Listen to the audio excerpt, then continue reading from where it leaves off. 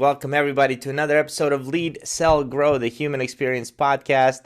I hope you guys are doing well. Happy 2023. You're probably listening to this. It's still January, maybe the third week or so.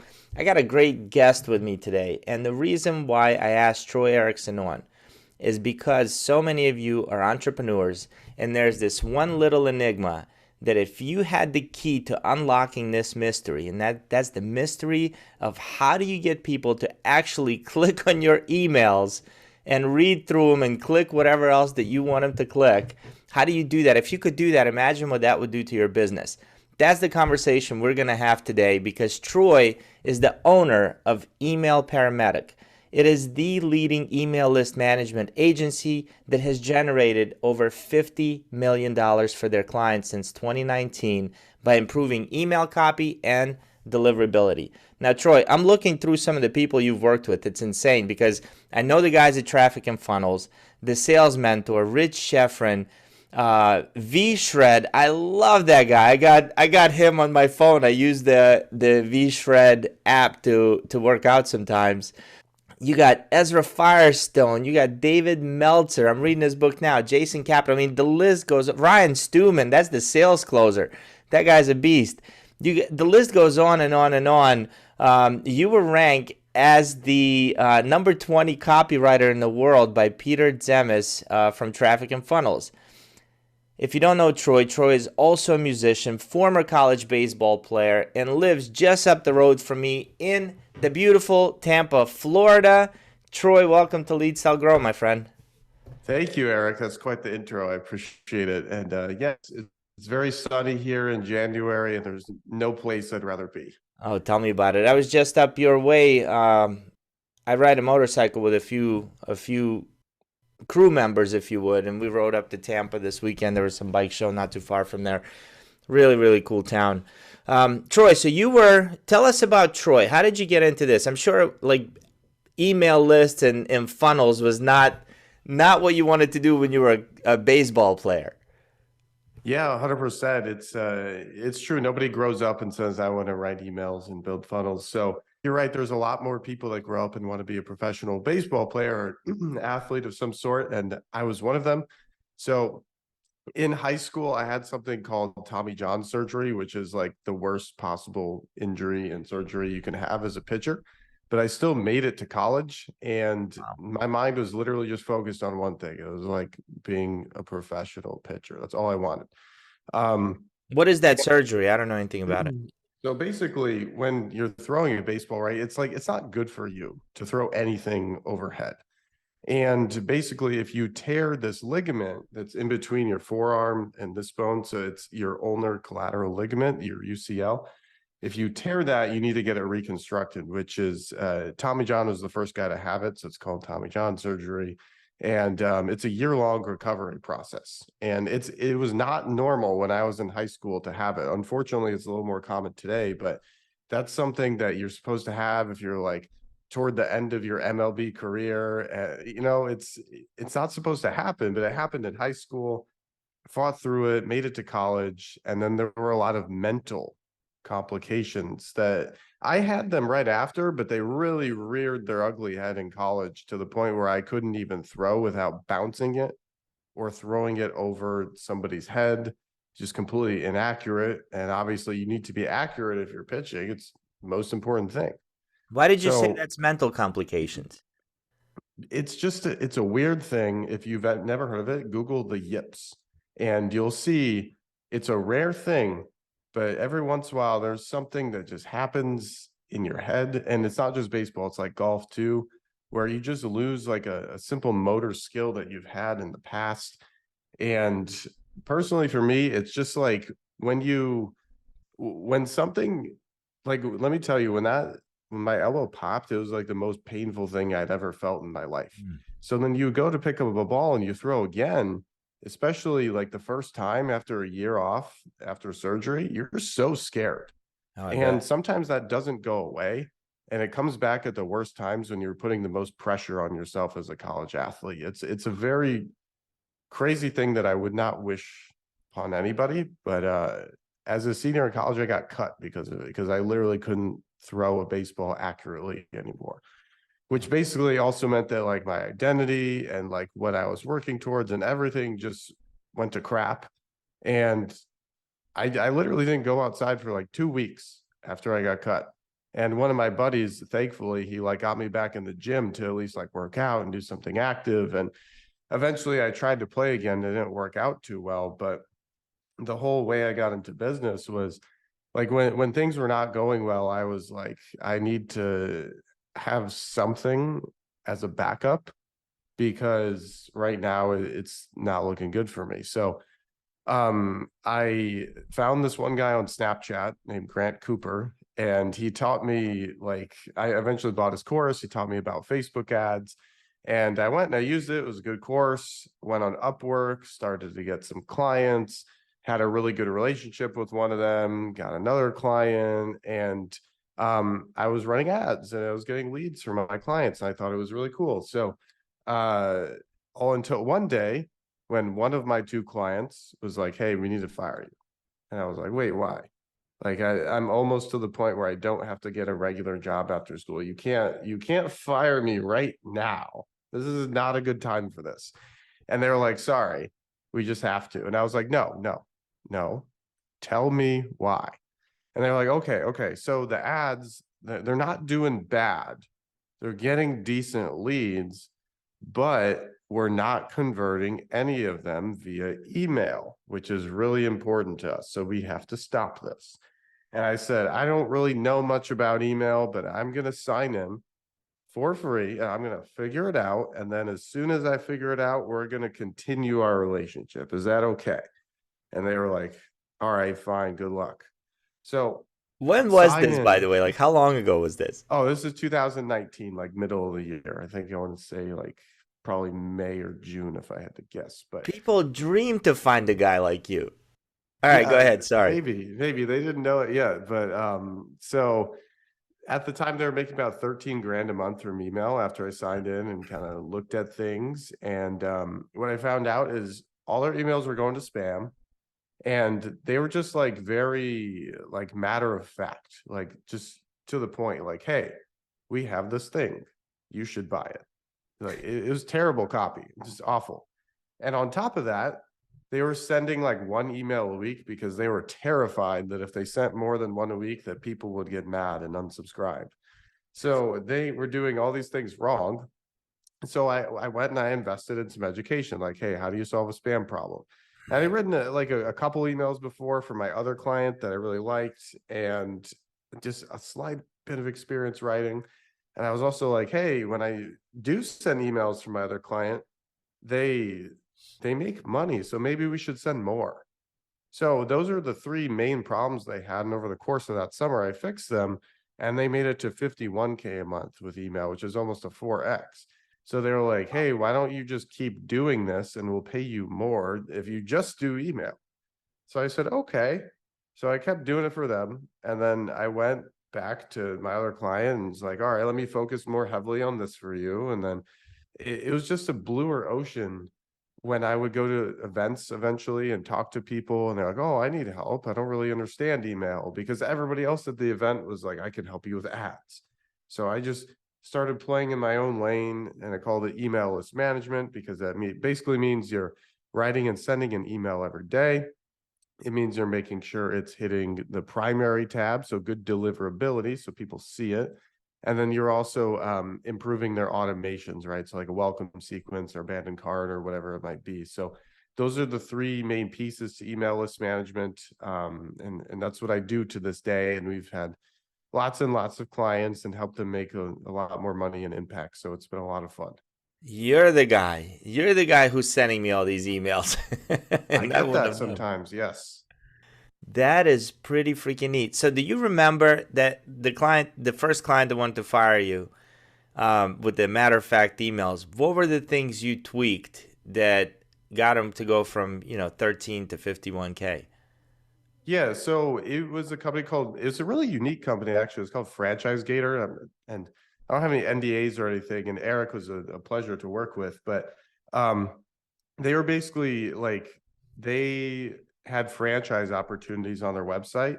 And what we would do is just buy leads from Facebook And then for every person that came onto their site and selected opportunities, those companies would pay a certain amount per person that selected their opportunity to get more info. So it was like generating leads and then reselling the leads. Mm. So basically, whenever they would send an email, just like, hey, we have this opportunity, click here to check it out. And there was no element of like future pacing, like what's in it for this person. So let's say they click on it and it's a restaurant. Well, like obviously we have to talk to those people differently than we have to talk to people who want to open like a cleaning business. So like really segmenting the list as well and just prevent or putting out the like best opportunities that worked well in the past and just really hitting on like the benefits of owning your own business and like the time freedom and how like a lot of these people are in a 9 to 5 and they're transitioning and just being able to relate to that. And those are some of like the copy tweaks. And then really just sending more emails like that, doubling down on what's working, whether it's the opportunity itself or the style of the email. And then as far as getting out of spam, that's a whole another conversation. But for the most part, the first step that a lot of people are aware of today, but at the time this company wasn't, is make sure you're only sending to your engaged audience. Like make sure that you're only sending to people who have opened emails in the past. And if they haven't opened in 90 days or more, stop sending. Because it doesn't matter how big your list is, it matters how big the engaged portion of your list is and how you're continuing to get people to engage. Because you can send to a huge list, but if you get really low open rates, Google's going to penalize you for that, and it's really working against you. Really? Um, yeah, Huh. How does Google know? yeah. So it's basically like every inbox is different, right? So there's like Gmail, there's Yahoo, there's Hotmail. They all keep track of like the emails you send to their users. They know how many were opened, of course. So now things have gotten a little more complicated with Apple and iOS 15, but in general, like they know if their user opened your email. And if your open rates start dwindling below like 15% or so, maybe 10%, they're like, I guess nobody wants to read this. And then they start putting you in the spam folder. And then you have to remove the people there in the spam folder for, which is sometimes hard to guess, but you look at engagement and you have to pull those people out. And then you also have to like test your email and make sure that you're using the right words so that it's landing in the main inbox instead of the spam folder. And then there's other levels of that too. Like there's a promotions tab in Gmail, which is like in between the main inbox and the spam folder, but it's really bad. And you have to figure out at the time, it was just like guess and check and see what words are triggering it, which ones aren't. And then you have to like set up complicated stuff like SPF, DKIM, DMARC. So like all these technical things that are in your DNS records. And it was a crazy learning experience. But once you get it down, it's super valuable. Wow, sounds like you're the expert in the field. So tell me about, because I'm sure a lot of entrepreneurs have that same fear of, people unsubscribing if you're bugging them too much. Like I get so many freaking emails nowadays that I literally don't even, I just select and delete. If I have time, I'll unsubscribe. Yeah, it's more about like the quality, right? So for example, I always tell people, let's say for the listeners of the show, if Eric sends you 7 awesome emails per week about lead sell grow and they just speak to you and it's a topic you really enjoy, are you going to unsubscribe? No. At No. the end of the day, it's like I love baseball, right? If you send me 7 good emails a week about what's going on in Major League Baseball and it's like exciting like stories that I'm not going to hear on like mainstream media, I'm not going to unsubscribe. I love that. Are So you it's going to just read kind them of though? Like, is it still effective? yeah, so that's another thing to keep in mind too. Like just because you're sending 7 a week, for example, people do not have to read all 7. Like I get a lot of business emails that come in and I don't look at them right away. Sometimes I just see the subject line. I'm like, oh, that's cool. And I think about that person. And then maybe it's the third or fourth day in the week and they send a really good one. And I happen to have some time right now. So I pop it open, I read it, and I just build a relationship with that person. It's kind of like, how a lot of people talk about when you're running ads, it's no longer about profiting on day one. It's more about like getting people in the door and eventually they will buy something from you, right? Well, email is similar. The only difference is obviously there's no ad spend, so it's great. But with email, you just want to like plant a seed. Whether or not they open the whole thing, they're seeing your name every day. They're seeing the subject lines every day. And then maybe 2 or 3 times a week they're opening. And some people will open every day and read the whole thing, some won't. But you're really just building that top of mind presence that doesn't happen unless you are talking to people all the time. And the truth is that, if some people unsubscribe, that's okay. It just means it wasn't a good fit for that person. You have to be less attached to the amount of people and more attached to the quality of the subscribers that are still reading and engaging every day, because email is different. It's not like social media where you're just blasting it out to a whole bunch of people and they're kind of reading it in like an open public setting, and the reach is really bad on social media these days anyway. But in email, it has more like a one-to-one feel where it's just me and you, nobody else is looking when I'm reading your message, and it's just like very private, even though it's going out to a lot of people. And honestly, unless somebody is like a top fan of yours on social media, if you have decent open rates of like 20 something percent, a lot of times that's a lot higher than social media reach. That's a good point. So if you're working with a coach that's brand new, doesn't send any emails out, what do you make any recommendations for them, and what would they be? Yeah, so the first thing is like get your story straight. And obviously it's similar to being on a podcast, right? Like you could be on a lot of different podcasts and you just really want to make sure that you're telling the same or like similar story, and you're just getting your story down. You're like, okay, like what's my purpose? Why should people listen to me? And then ultimately, what am I going to sell to help them? So you got to get that down. And the first thing I would do if I was emailing them for the first time is just remind them who I am and what I do and what my story is. And that could be one email, that could be 3 emails, it could be how many ever it takes in order to make them familiar with you. Second thing I would do, like I said, is figure out like what I'm going to sell. And I don't have to sell it the first week. I don't have to sell it the first month. It's just whatever feels right to you. So ideally, it's going to be something higher ticket, right? Because email, it's like if people have stuck around for a week or a month or whatever, that means they probably like you to at least some extent. And with email, I don't like to really play around with low ticket stuff because that's more of like an ad thing. It's more about acquisition. You just have to think like, what kind of high ticket offer do I have or can I create that's really going to help the people that are reading from me every single day? What falls into high ticket? So for example, like for me, obviously my business runs, it basically has two sides to it at the moment. So one of them is like B2B done for you services regarding email.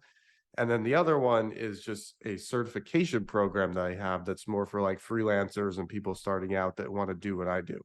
So depending on the audience, it's like I just create a high ticket offer, let's say B2B, where I write all your emails for you. I make sure they all hit the main inbox and I build out your automations. Very simple, done for you, high ticket service. On the certification side, that's more like a yearly membership fee where I show you how I do all these things that we do for clients that's helped them generate a total of $50 million over the last few years, as well as what we've done to create a multi-7-figure business. So just like all those things, right? So those are all things that people want. And we make sure that we package it in a way that makes sense, high ticket pricing, people are more invested, they get better results, so on and so forth. But the nice thing is that with high ticket offers, especially in today's day and age, if you have like really good knowledge in your field, there's no reason that you shouldn't set up like a simple Calendly or a scheduler of some sort and just send an email to your list that's like, hey, I can help you with this thing. Here's why this is really important for you. Here's how I can help you. Book a call. And that you're literally just a few book calls away from maybe closing your first high ticket sale or continuing to close if you already have one. But yeah, it's just really powerful because you in email you could tell people stories. You can tell them about, what you do and how you can help them and just really relate to them. And then if you have a high ticket offer, that's a really good time to present that. Yeah, that's a really good point, Troy. So is there a way that you recommend structuring an email? Do you see like a pattern of ones that get opened more frequently than others? Yeah. So first of all, obviously the subject line is pretty important. And just really making sure that it's simple. So like it's easy to kind of understand when you see it, but it's also curious, right? So you never just want to be bland and be like, I mean, everything works to an extent, right? I'm just talking about optimization. So if somebody said like 3 tips to make more money, it's kind of boring, it's kind of flat. It sounds like everything else out there. But if I switched it and I was like, weird trick I used to make $3,246 yesterday from email. That just all of a sudden got like very specific, very curious, kind of weird, and you want to open it. But yet it's still simple enough where somebody sees that and they're not confused. So that's the first thing. And then when they open the email, typically the first line, eh, when people write emails for the first time, they almost write like it's a blog. And like if you've ever seen a blog where it's like, there are many great ways to make money from email. Today we will be talking about 3 of them. And people don't realize that blogs are like that for SEO purposes. But when you open an email, you don't want to start like that. You want to start with something that's kind of shocking. It's kind of weird, kind of like in the middle of the action, right? So, like if you've ever seen a really good movie, like what was it, like The Dark Knight Rises? I think that's one of the most popular movies ever. It's like the Joker's breaking into a bank and there's this crazy chaotic scene going on. Like they didn't set the scene for you. They just put you in the middle of the action so Yeah, you could just be drawn in. So you want to do the so same good. thing here. So in that same example, just being able to say like, I couldn't believe that yesterday made whatever amount I said earlier. Using this one weird trick. I didn't think it would work, but below I'm going to show you exactly what I did. And then you kind of like detail what you did. And then ultimately at the end, you can say like, if you need help with this, or if you just want me to do this for you, go ahead, click the link. It goes right to my calendar. You and I can chat more about getting this done for you. And if it makes sense, we can get started right away. Our fees are not as high as you think, but we're not cheap because we're the best. Something like that. That's a really good way to sell something high ticket. Now, to remember too, you don't have to sell in every email because it's more about relationship building and then, selling when appropriate. Man, that is really really good. Absolutely love that. So, what are some of the challenges that people actually have? Like, I can imagine as an entrepreneur, I think what gets me or what I don't understand is when do people sit down and type out like this whole string of emails that they think through and this whole sequence that then just start, as soon as I subscribe to an ebook, for the next like 35 days, it seems like I'm getting an email. Is that all done on the front end? Are they, how does that work? Yeah, so it's you bring up a good point that obviously like finding the time to do this if it's not in your realm of expertise is an issue for a lot of people. Now I come from like a direct response background where people like the first thing they think of is writing an email because that's where the most of their revenue is generated. But um yeah, just being able to like sit down and think through the strategy, right? So for example, you've got an offer that you want to sell. It's like, okay, if you're starting the emails for the very first time, then what you should probably do is start with the welcome sequence. So like, okay, somebody opts in from whether it's an ad or something else. What's the very first thing that they should learn about me? Okay, well, I should probably make the subject line the thing that they opted in for. So it's directly congruent and they'll see it and they'll know exactly what it is. Then they open it and I'm going to tell them a little bit about this lead magnet that they got and how it's going to help them and give them a little bit of my story. And over the next 2 or 3 days, I'm going to like tell them a little more about me or maybe give them more information that they kind of need before I can start pitching them, right? Because we want to make sure that before we pitch anybody, they have all of the content and the info and the stories or whatever that they need to read or hear before we pitch. So that's the first thing I would do. Second thing I would do, especially if you have like an info product or a physical product, whatever, um, is have like an abandoned cart or something. Like, especially if you have like a Shopify store, because that a lot of money is going to come from there. And those emails are actually very simple. It's honestly, you're fine if you're like, hey, here's this thing that you were going to check out. You didn't finish it for some reason. Here's the link to go back and get it before it expires. Very simple. So those are like the two key automations. And then after that, I would start writing daily broadcasts. And so basically daily kind of like off the whim email that's just based on what you've seen work so far. And at the beginning, maybe you don't have a lot of data, and that's okay. You can also look at like what people are commenting on your ads, or you can look at what people are saying in your niche on Reddit, or really like any place in your industry where people hang out and talk on the internet. Just go there and look at what people are saying. And then in your emails, you talk about the things that they're already talking about because you're just like joining the conversation. So it's definitely kind of nerve-wracking at first to like think of topics to write about, but you just want to make sure that you're looking at what people in the industry are saying, and then you're just writing about that. And eventually you will figure out more and more based on your sending what worked well and what didn't work. And then you just keep catering to what's working. And yeah, and then as you go, obviously, you'll figure out more about deliverability. Maybe you'll build like other automations, or if something works really well, just add it to the bottom of your welcome series because it worked. And I kind of view it as like the automations or the sequences or flows, whatever you want to call them. Those are where you kind of like build the structure, but you don't always know the structure until you've written some of those like off the whim daily emails. So the daily is like where you experiment and test things. And then once it's working, you add it to the automation, which is where it becomes more solidified and more structured. So that's probably the simplest way that I would start. It can definitely get very complicated after that. And there's a lot of moving pieces, which is great, but just don't overwhelm yourself. So go like welcome sequence, right? Maybe like 3, and then maybe like an abandoned cart or something similar. And then just start like experimenting with like, I'm going to sit down today and just write about something in my industry. Or if you have a copywriter on your team or, list manager like us, it becomes a lot easier. Oh, that's awesome. Okay, what are some lead magnets that you see work really, really well?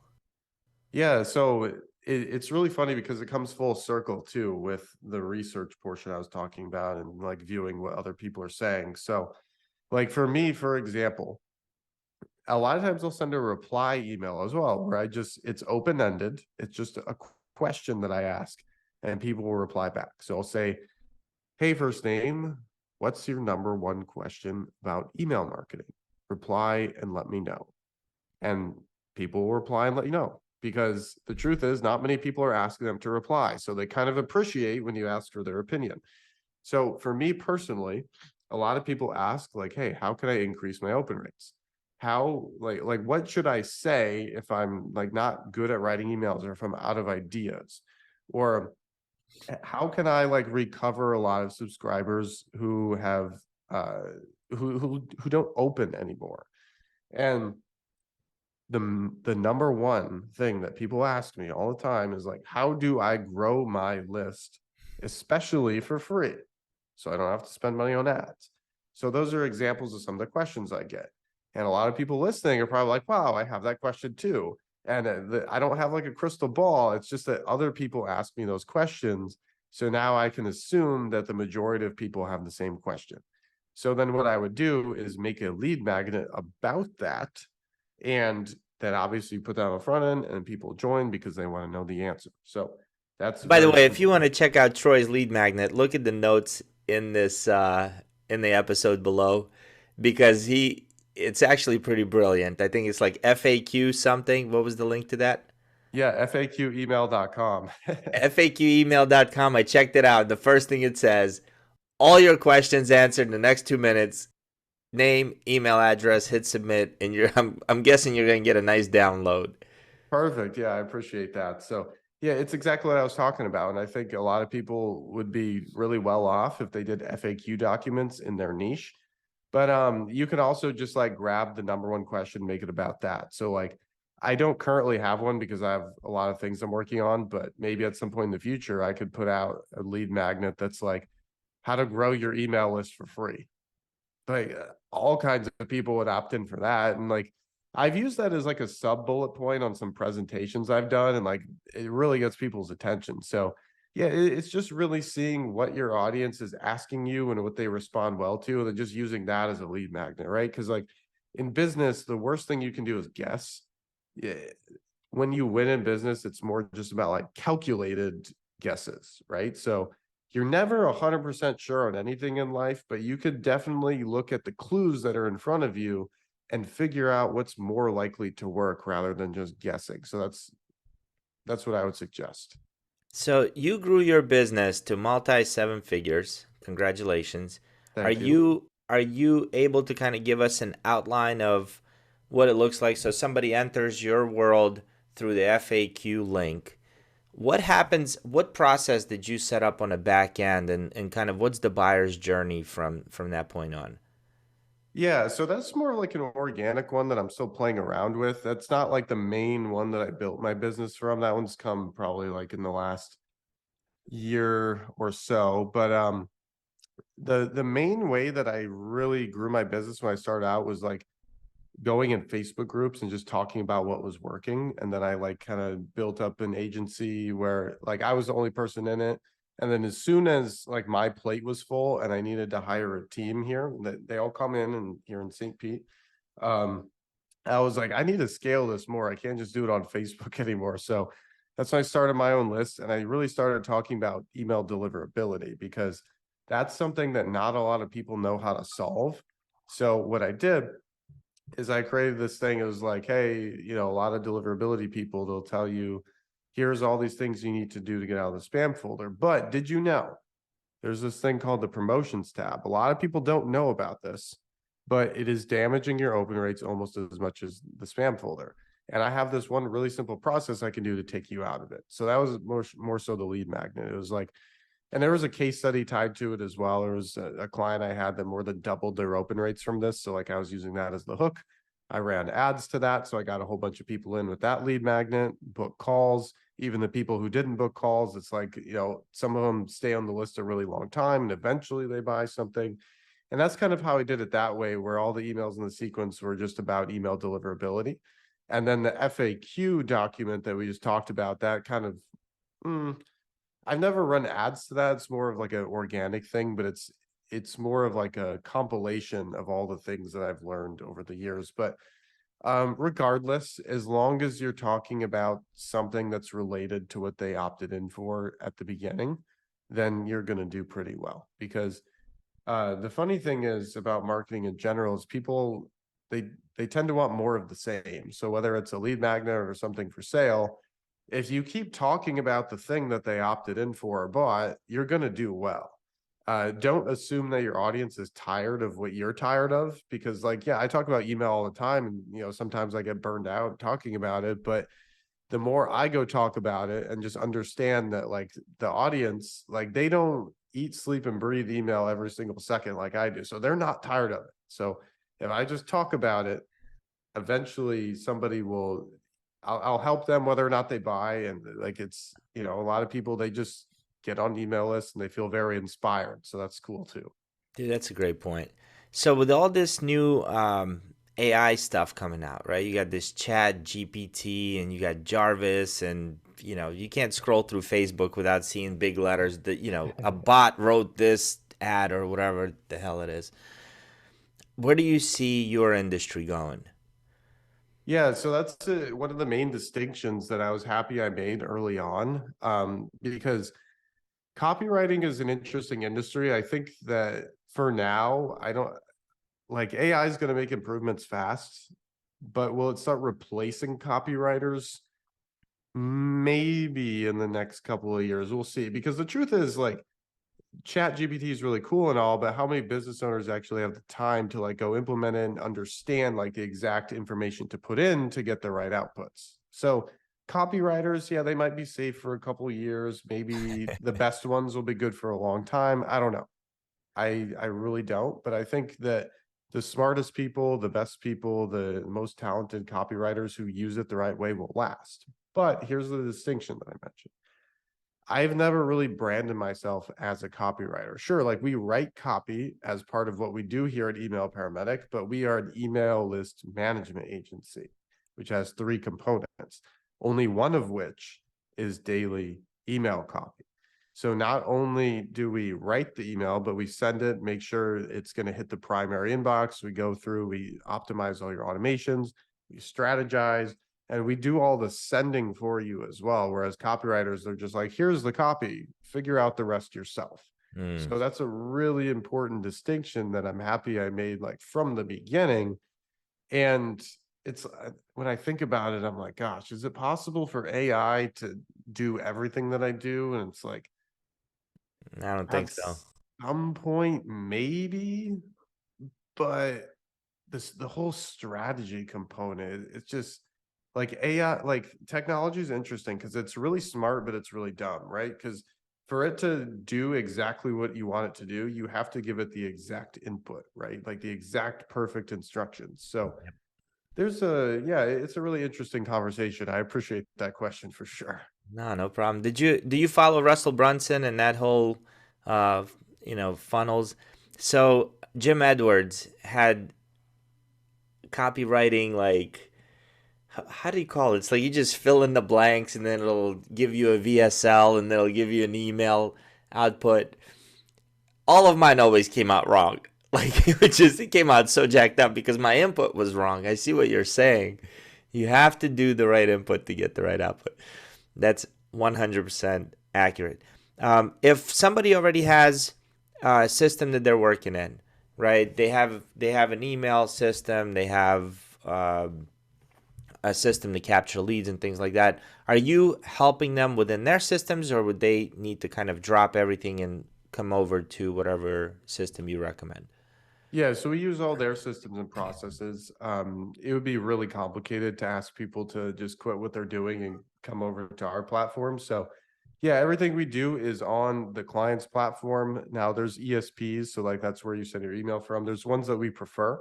So, like Active Campaign is my favorite, for example, whereas something like MailChimp is not my favorite, but we still work with whatever it is that they have. And we only move people if there's like a really big reason to do so. But it's rare. Awesome. Who's your ideal client, Troy? Like someone's listening, how do they know like you'd be perfect for them?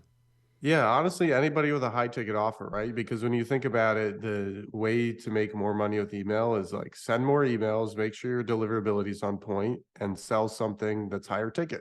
If you do that combination of things, you're going to get seen by more people, multiplied by a higher dollar amount, and you're going to make more. So typically, people with high ticket offers, coaches, consultants, B2B, programs of some sort. We do work with some like ecom people. Like we work with a couple brands of Joel Marion's portfolio where it's like they're ecom, but they have like a really big list. So typically we don't do a ton of ecom, but just kind of depends on like the math that we talked about, right? Like you multiply things out, higher dollar amount, everybody's happy. Okay. Got it. And when you say high ticket, like you know, is that like $1,500 and more, $3,000 and more, 10 grand and more? Like what do you consider high ticket? I mean, the higher the better. I mean, for classification purposes, I would say like $1,000 or more is probably considered high ticket in my brain. But some people say it's 500, some people say it's 2,000, some people say it's 5,000. So it just, yeah, it's just doing the math, right? It's like the size and quality of your list multiplied by how much you charge, and then you're going to be in a better position. I literally think that almost everybody on earth should raise their prices, and they would be better off. I think you're absolutely correct. Troy, you have been incredible, added tremendous value. Is there anything that I should have asked you that I did not? I don't think so. I think this has been good, but yeah, I'm excited for people to listen to this, and I really appreciate the opportunity. Wonderful. How can people find you? Yeah, so faqemail.com is good. If you're more of a social media person and you just have a quick question, I'm on Facebook. That's what I prefer as far as social media goes because it's more personal. But yeah, those two methods would be good. It's so good to hear you say that because most of my audience is Facebook as well, and I know everybody's going to Instagram. I still haven't figured that one out, but I like hearing you say Facebook. Troy, thanks a lot for being here. If you guys have not joined Lead Sell Grow the Human Experience Mastermind Group on Facebook, get your butts in there, join it, and I'll see you on the next episode. Happy New Year, everybody.